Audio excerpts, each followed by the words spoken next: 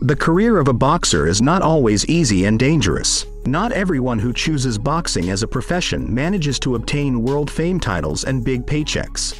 Today I want to talk a little about a boxer who has never participated in a title fight but has earned the respect of boxing fans and his rivals, including Iron Mike Tyson. Jose Ribolta was born on March 31, 1963, in the city of Rodrigo, Cuba. In the 1970s, Jose's family fled Cuba through freedom flights and settled in Miami. Following the example of his older brothers, the boy began boxing under the guidance of his trainer Dave Clark. Ribolta won the Florida Golden Gloves tournament 3 times and also reached the final of the United States Golden Gloves tournament. He had every opportunity to reach the 1984 Olympic Games, but by taking care of his numerous family members, he was encouraged to switch to professional boxing.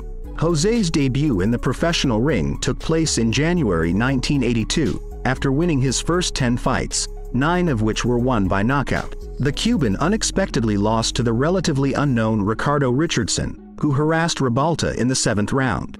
This defeat did not break him, as he went on to win 7 more consecutive fights and drew 1. Ribolta trained with future world champion Trevor Berbick and former challenger Jerry Cooney, gaining invaluable experience from these training sessions. On April 29, 1985, Jose faced the first serious test of his career. His opponent was future world champion James Smith, who had scored a knockout victory over the promising Frank Bruno. Almost everything ended in the first round when Bone Crusher Smith knocked down the Cuban heavily. Showing character and resilience, Ribolta made it to the bell and in the following rounds leveled the course of the fight.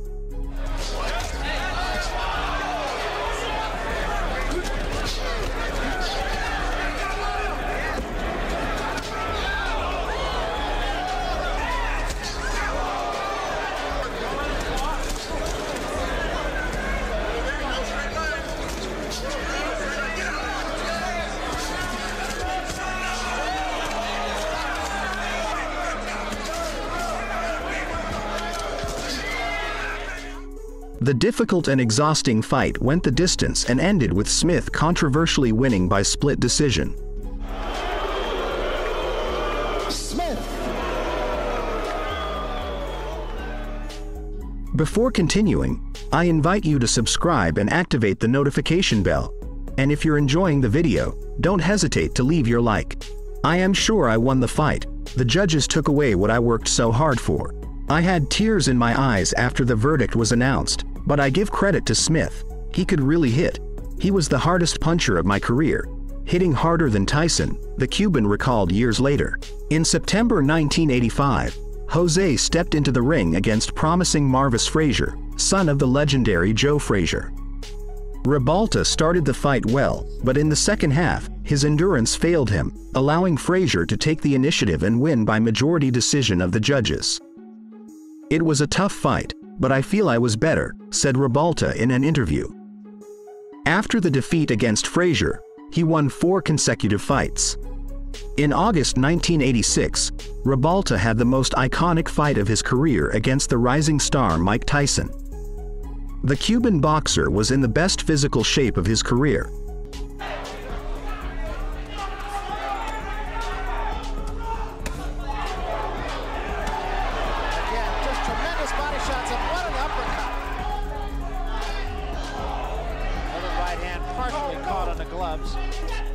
So counter right hand by Mike Tyson is invited. And there was an uppercut. What a shot.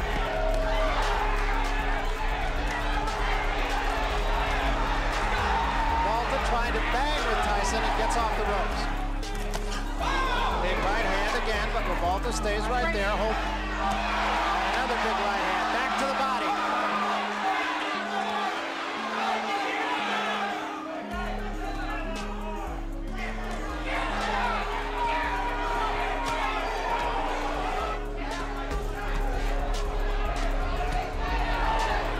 Getting off the quicker punches there on the left glove of Ribolta. Despite suffering 3 knockdowns, Ribolta managed to put up a decent fight against his formidable opponent. And Tyson, there is There's no swing. And there's a smashing left hand. And wisely, Tony Battle will send Tyson to a neutral corner. That was very smart on the part of the referee because Ribolta's arms were locked in the rope. Another big left hand. Oh, his legs. And he's out. He's really out. And just on top of Mike Tyson. And Tony Battle will have to take a long or as Kevin Rooney in his corner would like him to.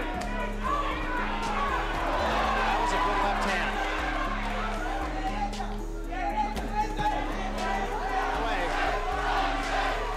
There's a big right hand, and Ribolta is about to go. The fight was stopped in the 10th and final round after a series of punches from Mike to Jose, who was pinned against the ropes.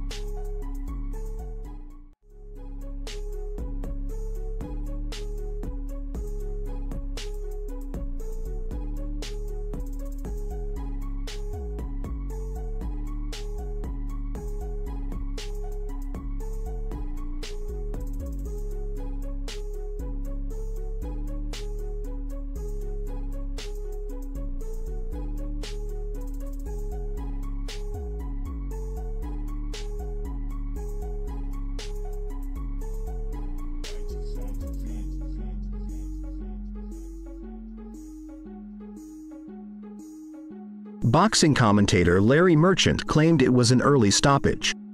The audience admired the boxer's endurance and bravery, chanting, "Jose, Jose," after the fight against Tyson. Ribolta became a local hero to all Cuban Americans. He had great endurance and was very strong in clinches. Among all my opponents, Ribolta was the most persistent. I hit him over and over again, but he always kept coming back to fight, Mike said years later. After the defeat against Tyson, the boxer regrouped and had a winning streak of 9 fights. In January 1987, he achieved the most important victory of Jose's career. He faced former world champion Leon Spinks, who had defeated the legendary Muhammad Ali.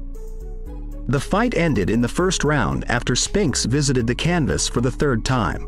We knew Leon was going to do that.